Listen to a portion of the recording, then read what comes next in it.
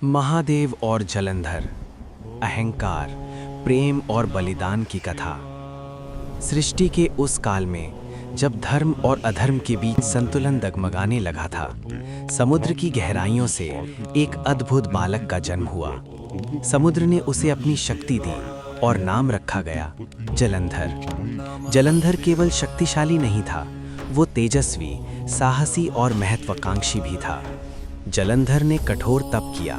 वर्षों तक तपस्या के बाद जब ब्रह्मा जी प्रकट हुए तो जलंधर की आंखों में केवल एक इच्छा थी, अजेय होने की।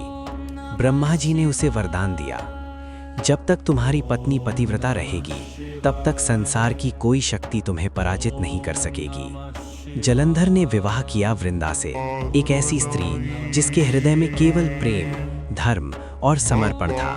वृंदा का पतिव्रत इतना प्रबल था कि उसके जाप से देवता भी कांप उठते थे।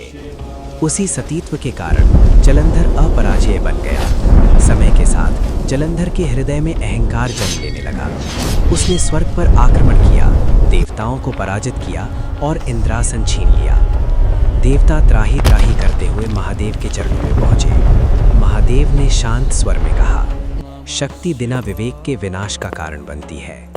उन्होंने जलंधर को समझाने का प्रयास किया, लेकिन जलंधर अहंकार में अंधा हो चुका था। उसने शिव को भी युद्ध की चुनौती दे दी। युद्ध आरंभ हुआ, त्रिलोक कांप उठा। शिव का त्रिशूल और जलंधर की गदा टकराई, पर जलंधर गिरा नहीं। महादेव समझ गए, इसकी शक्ति किसी और से नहीं, किसी के प्रेम से आ रही है।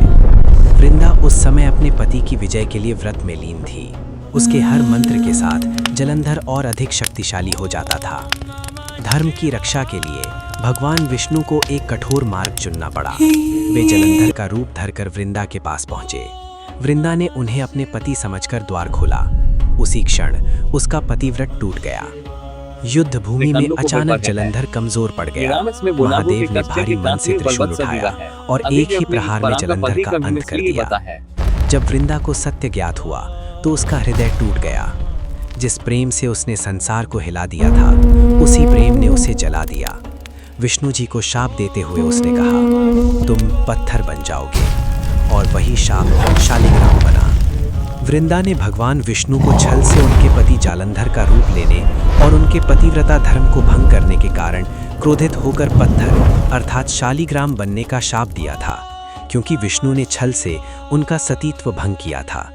इस शाप के बाद वृंदा आत्मदाह कर अब तुलसी के रूप में जन्मी और विष्णु ने शालिग्राम के रूप में प्रकट होकर उनसे विवाह किया, जिसे तुलसी विवाह के रूप में मनाया जाता है। वृंदा अपने सतीत्व की अग्नि में समा गई। देवताओं ने उसके त्याग को अमर कर दिया। कहा जाता है उसी से तुलसी का जन्म हुआ, जो आज भी भगवान विष्णु के हृदय के सबसे निकट है। महादेव ने तब कहा, जहाँ अहंकार गिरता है वहाँ प्रेम अमर हो जाता है।